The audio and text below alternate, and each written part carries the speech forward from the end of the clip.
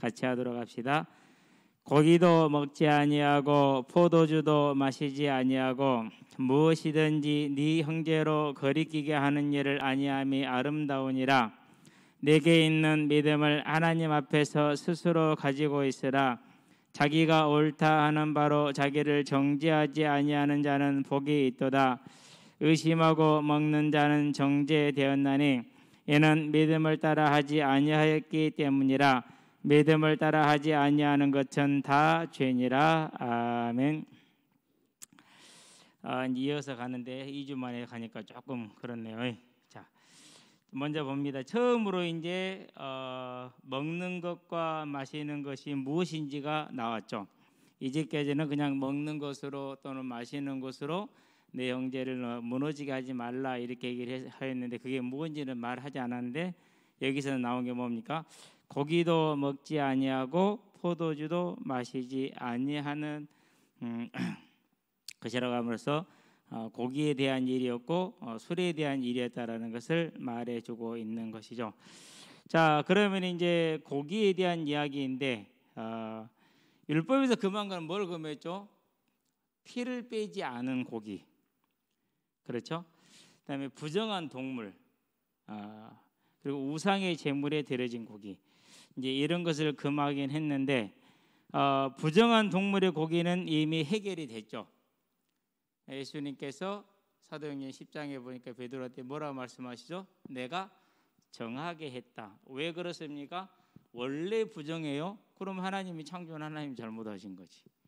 뭐였다고요? 하나님이 하나님됨을 보게 하는 하나의 사인, 표식, 경계의 도구, 그런 이제 우리가 마치 크리스찬이면 십자가를 달고 다니는 것 같은 그런 역할을 하게 만드는 것이었기 때문에 부정한 동물에 대한 것이 이미 이제 그런 것은 이제 하나님이 율법을 완성하심으로 해결했다 이렇게 얘기를 했어요. 근데 피에 대해서는 지금도 사도행전 15장에서도 분명히 하고 있죠.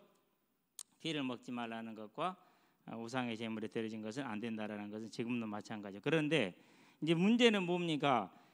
문제는 이 고기를 먹는 것과 안 먹는 것에서 특별히 이제 부정한 것에 해당이 되겠죠. 돼지고기 이런 것들. 그러면은 이제 여기에 대해서 유대인들은 못 먹잖아요. 거기에 대해서 뭐 하지 말라는 것이죠.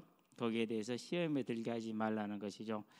자, 포도주도 마찬가지입니다. 포도주에 대해서 조금 한번 우리가 구절들을 좀 볼 필요가 있어요.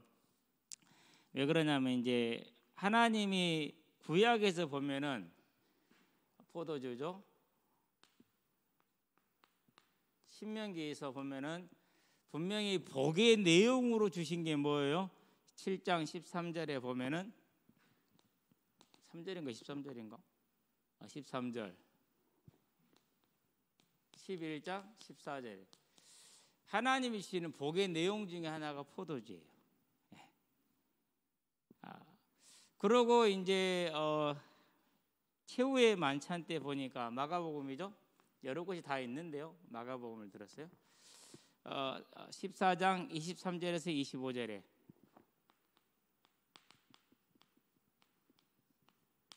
자, 여기에서는 이제 포도주는 음식이에요, 안 그러면은 주님께서 설명을 위한 도구예요.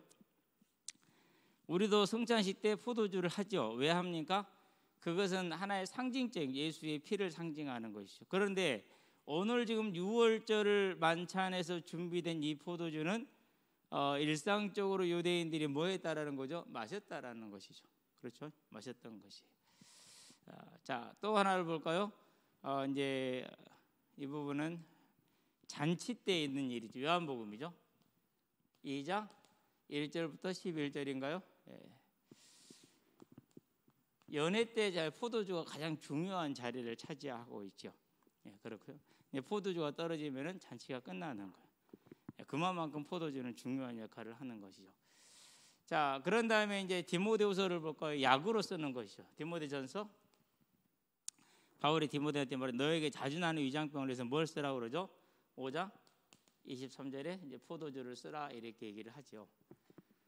자, 여기에서는 포도주가 허락되는 것들로 나오죠. 자, 그런데 또 다른 것을 한번 볼까요? 다른 것을 볼 때 이제 뭐가 나오느냐? 레위기 10장이죠. 9절에서 10절에.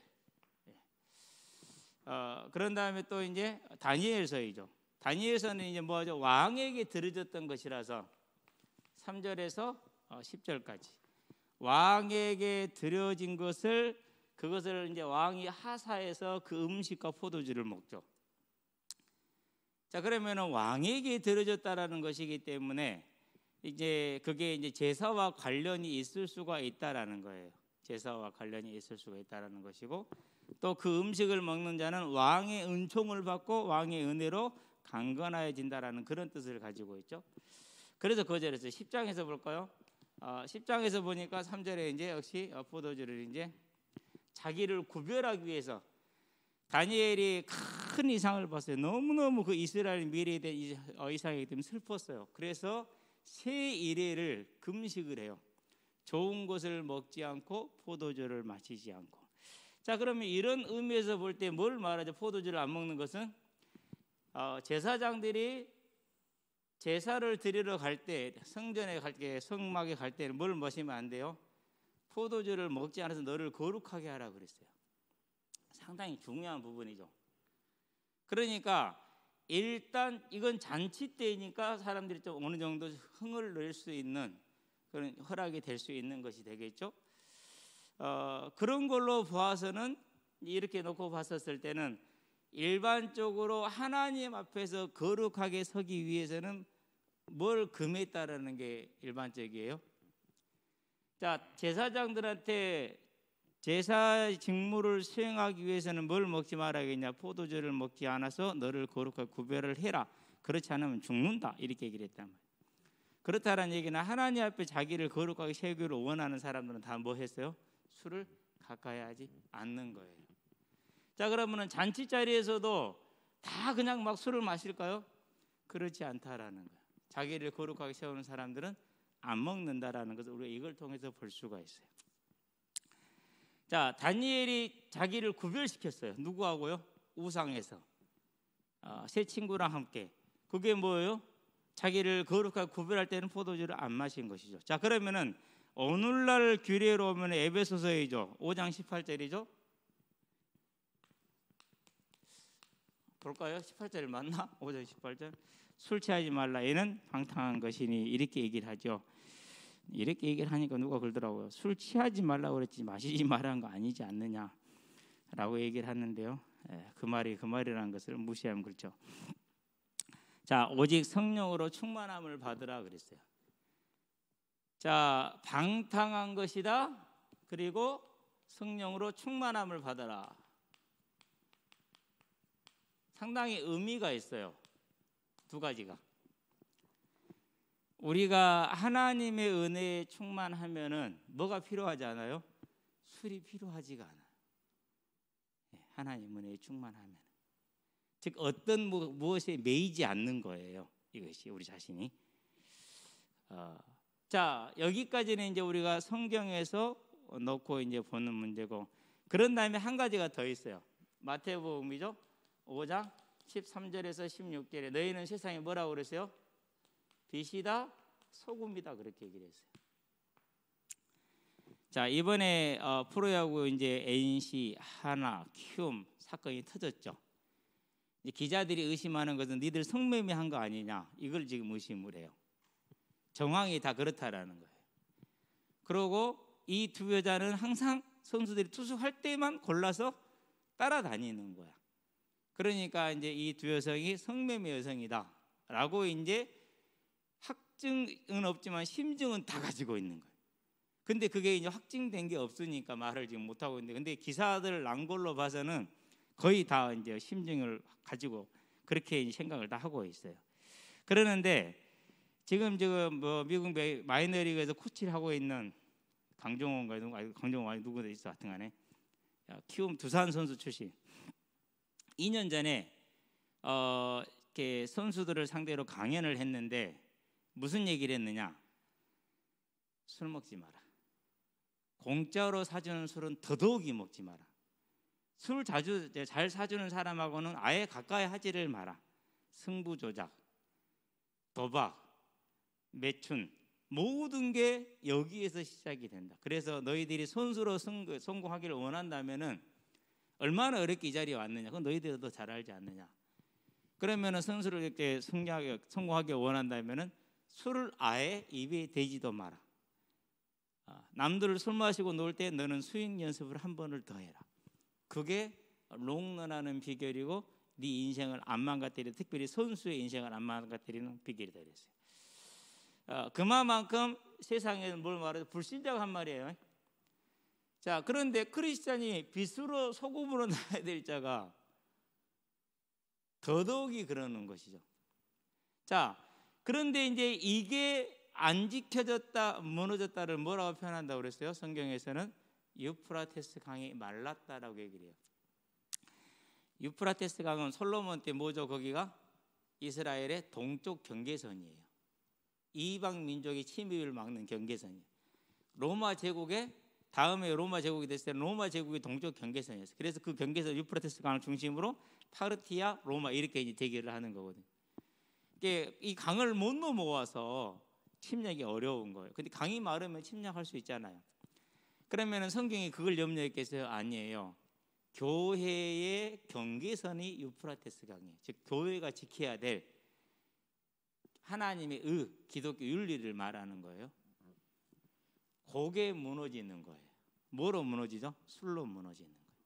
그래서 저와 여러분들은 이 땅에 사는 날 동안에 음식에 수반되는 것이 많아요. 있을 수 있고요. 그렇다 할지라도 대체제가 있을까요? 없을까요?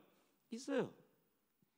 회를 먹을 때는 진짜 고급 회, 한 점에 막 10만 원짜리 하는 거 이런 거, 그런 회를 먹을 때는요 요만한 잔을 줘요.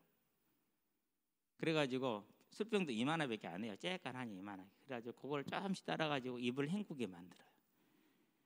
그런데 꼭 그걸로만 헹구느냐? 그렇지 않아요. 생강이 있잖아요. 생강을 통해서도 입을 이렇게 정화시키고 다시 다음 회를 먹을 수 있도록 만드는 거예요. 충분히 대체제가 있는 거예요. 그래서 저와 여러분들은 가능하면은, 자, 더 이제 이건 이제 불신자와 관계를 제가 방금 말했고, 한 가지 다시 본론 돌아와서 나는 새신자고 여기 이민중에는 장로야. 밥 사준대. 따라갔거든. 아니 따라갔는데 물론 음식이 나온 거야. 근데 딱 따라서 너무 자연스럽게 먹는 거야. 나는 이제 예수를 막 믿고 회심하고 돌아와서 모든 게 그냥 뭐예요? 그냥 다 모든 게 이거 새롭고 모든 것이 그냥 뭐 정결하고 모든 것이 막 교회 가면 완전히 그냥 하얀 종이 그릇인 줄 알았거든. 근데 보니까 아니야. 충격이 되겠어요, 안 되겠어요? 충격이 돼요. 크게 돼요. 네. 그래서 지금 교회에 그 강이 말라버린 것들이 많이 밀물처럼 들어오고 있다는 사실. 밀물처럼. 우리는 이런 부분을요 깊이 생각을 해야 되고 잘 생각. 그래서 고기도 먹지 아니하고 포도주도 마시지 아니하고 무엇이든지 네 형제로 거리끼기 하는 일을 아니하며 아름답다. 이건 누가 하는 일이죠? 강한 자에 대한 얘기죠. 뭐 하는 겁니까? 그러니까 성도를 생각해서, 초신자를 생각해서, 연약한 자를 생각해서, 믿음이 연약한 자를 생각해서 자기를 뭐 하는 거예요? 절제하는 거예요. 그게 하나님의 자녀가 가야 될 당연한 길이 되겠죠. 여러분의 길이 되기를 바랍니다. 자, 그런 다음에 이제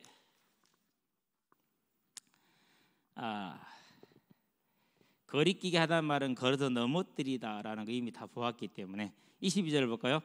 내게 있는 믿음을 하나님 앞에서 스스로 가지고 있으라 그랬어요. 내 믿음,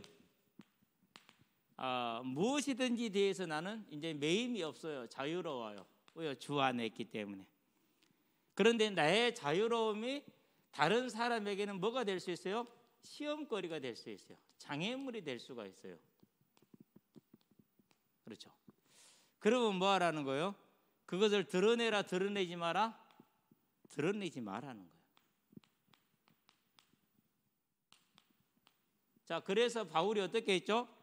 율법이 있는 자에게는 율법이 있는 자처럼 행동했다, 그렇게 얘기를 했어요. 뭐 하기 위해서요? 이 영혼을 돕고 섬기기 위해서.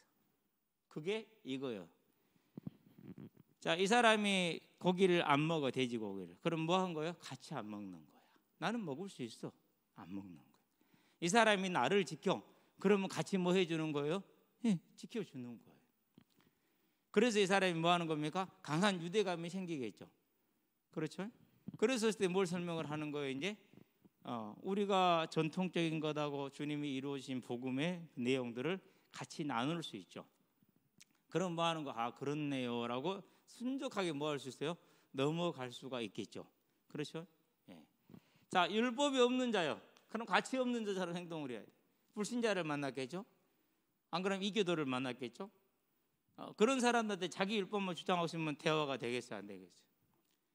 그렇다고 해서 그가 믿음의 근본을 떠났어요? 안 떠났어요? 아니요. 빛과 소금은 그대로 남아있는 거예요.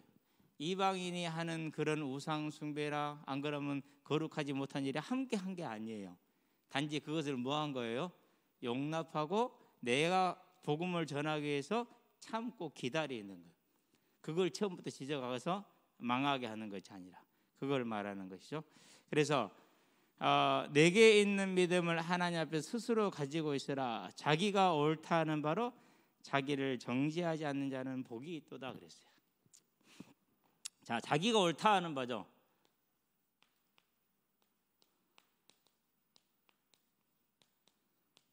이거로 자기를 정죄한다.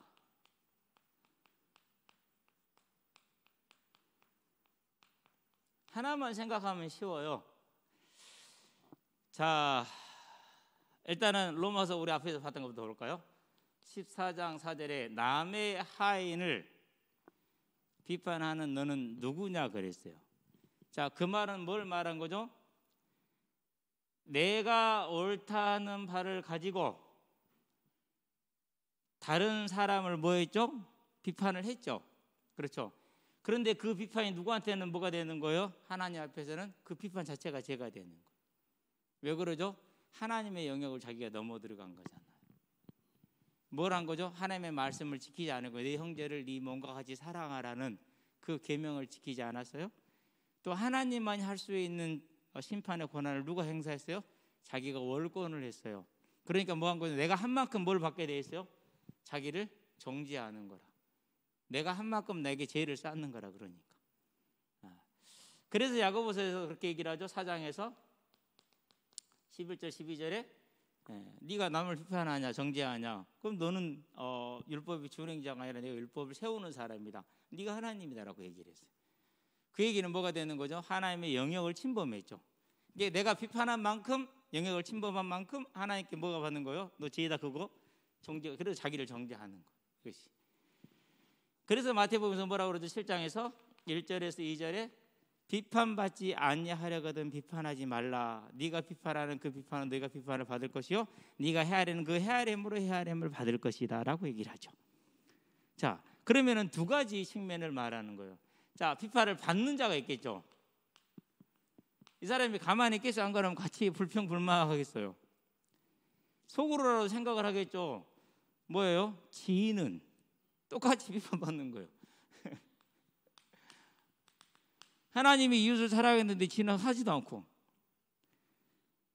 똑같이 비판받는 거니까. 또 하나는 뭐죠? 심판자 대신 하나님의 비판이 있어요.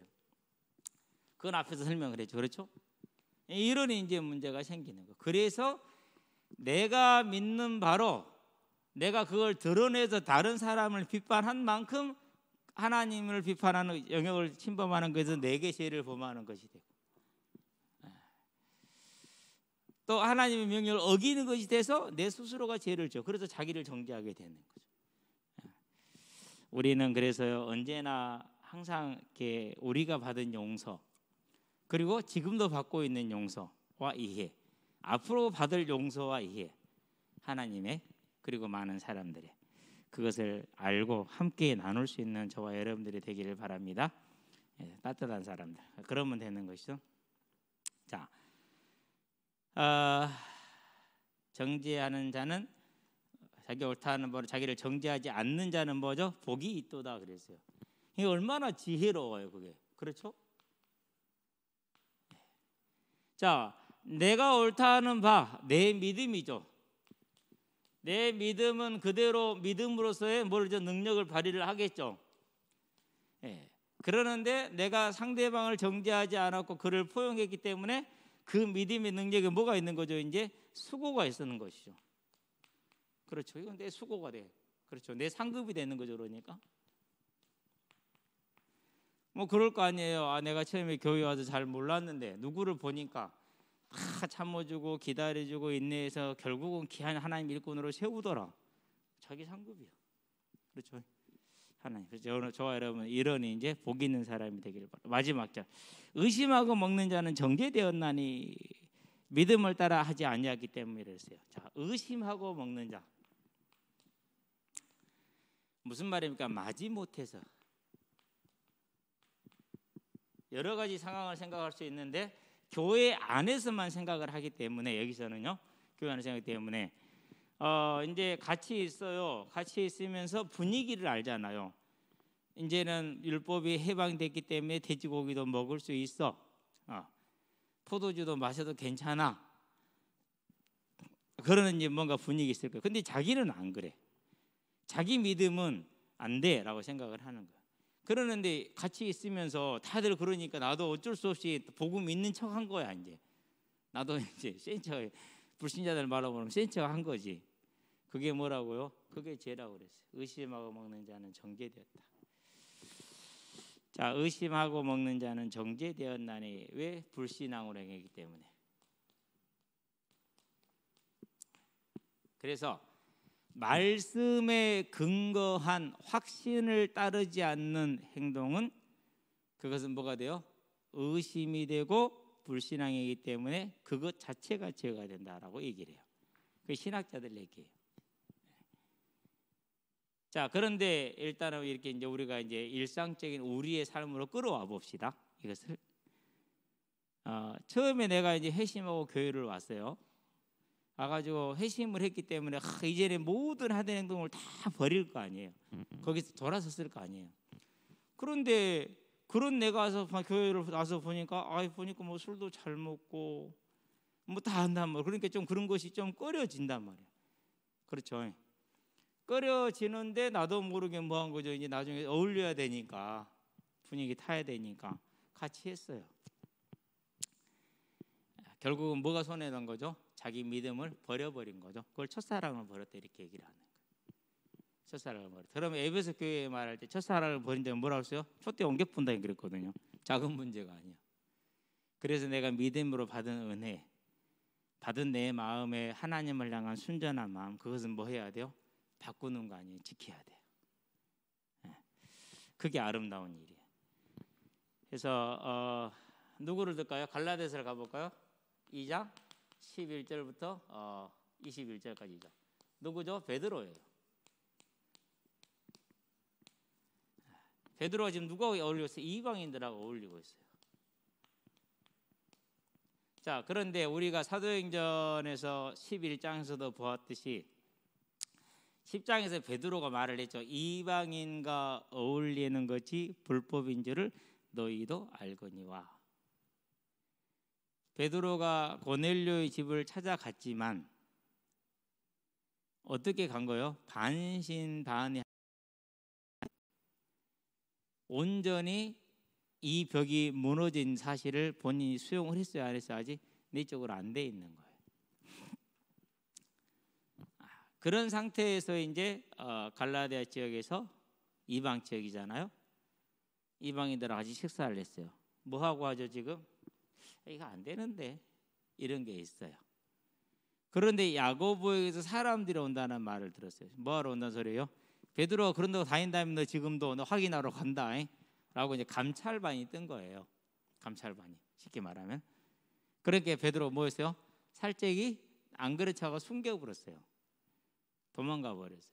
뭐하고 간 거죠? 그러니까 베드로 모든 행동은 의심하고 했죠. 그래서 무슨 문제가 왔어요?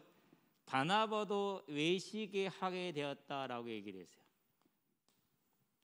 자, 그러면 이게 이제 교회에는 무슨 문제가 되죠? 무슨 문제로 다가올 수 있어요? 교회에는 아직도 뭐가 살아 있는 거예요? 이게 살아남아 있는 거예요. 다 죽은 시체를 살려놓은 거예요. 누가 살렸어요? 의심하고 행하는 자가 살린 거예요. 그래서 바울은 다시 이 망령된 이 영을 죽이기 위해서 뭐 하는 거예요? 지금 공개적으로 베드로를 말씀을 따라서 이제 책망을 하는 거예요. 이것은 비판이 아니라 뭐죠? 책망이에요. 하나님이 베드로를 책망하는 거예요. 바울이 하는 것이 아니고. 그래서 교회를 뭐 하는 거죠? 치유하기를 원하시는 것이죠. 그렇죠. 이 예에서 볼 수 있듯이 의심하고 행하게 되면은 그것은 뭐가 되는 것입니까? 정죄가 되는 것이다. 이미 자기를 스스로가 뭐한 거죠? 이제 자기 믿음을 깎아버리는, 이것은 죄인대라는 그런 것을 이제 하게 되는 것을 말하는 것입니다. 그러면서 이제 결론을 내주죠. 자, 믿음을 따라 하지 않기 때문에 죄가 되는 거예요. 믿음을 따라 하지 않으면 죄니까. 믿음을 따라 하지 않는 것은 다 죄니라 그랬어요.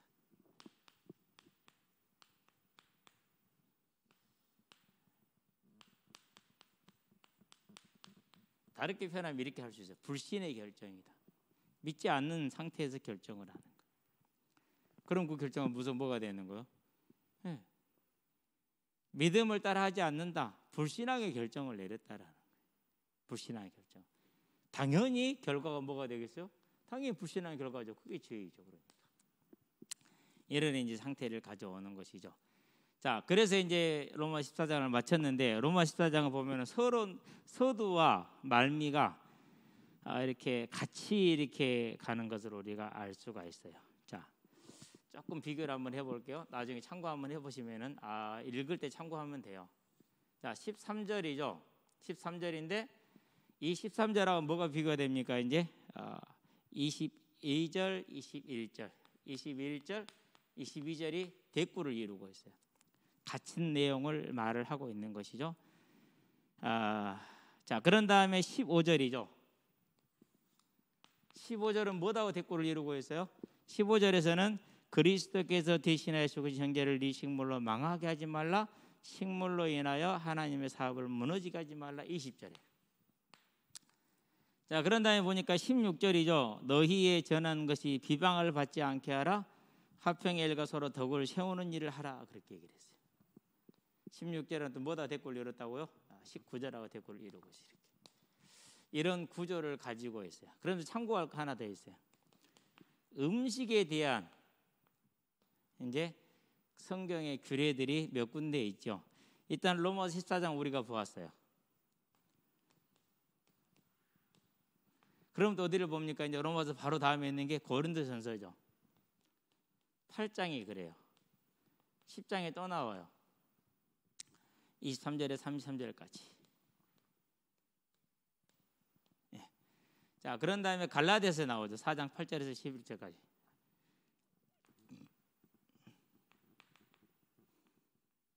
네. 예, 그런 다음에 이제 골로새서 나오죠. 2장 16, 17에. 이거 한번 여러분들이 한번 비교를 한번 같이 해서 읽어보면은 좋아요. 그러면은 이제 비슷한 이야기들이 반복이 되고 있다라는 것을 볼 수가 있죠. 특별히 이제 음식과 날에 대하여서 이제 하나님이 어떻게 얘기를 하셨는가를 말씀하는데, 날에 대해서도 이미 다 해결이 다 끝났고 음식도 마찬가지로 다 끝나 있다라는 것이죠. 왜 그래요? 날과 음식들은 본질이 아니고 하나님을 하나님 되게 하기 위한 하나의 표식들이었기 때문에 그렇다라는 것이죠. 자, 기도합시다. 살아계신 아버지 하나님, 우리로 하여금 말씀을 보게 하신 것을 감사를 드리고 이해하게 하신 것 또한 감사를 드리며, 이제 우리가 본질적이지 않은 문제를 가지고 본질적인 문제에 빠져버린 그런 우를 범하지 않게 하신 것을 또한 감사를 드립니다. 먹는 것과 마시는 것은 사람을 정하게 하지도 못하며 더럽게 하지도 못하나 그 문제의 매임으로 하나님의 가장 기본 정신인 사랑을 잃어버리고 우리가 심판자가 되는 이런 오후에 들어가지 않는 하나님의 자녀들이 될 수 있도록 하여 주시고, 무엇보다도 내 믿음이 확신을 가지고 교회를 어지럽게 하는 것이 아니라 교회를 세워나가며 사람을 무너지게 하는 것이 아니라 사람을 세워나가는 하나님의 자녀들이 될 수 있도록 성령으로 역사하시고 인도하여 주시기를 그리스도신 예수의 이름으로 기도합니다. 아멘. 이제는 우리 주 예수 그리스도의 십자가 대속의 은혜와 독생자 예수를 죄인을 위해 아끼자고 내어주신 하나님 아버지의 무한하신 사랑과 죄인을 생명과 의와 영화의 길로 인도하는 성령의 내주교통 역사하심이 오직 믿음의 정신인 사랑을 따라서 긍휼을 따라서 행함으로 하나님의 교회를 아름답게 세워나가고 자신의 삶을 복이 있게 할 우리 모든 대학 청년들과 함께하는 모든 이들의 머리 위에 복음의 진로 위에 지금으로부터 영원토록 함께 계실지어다. 아멘.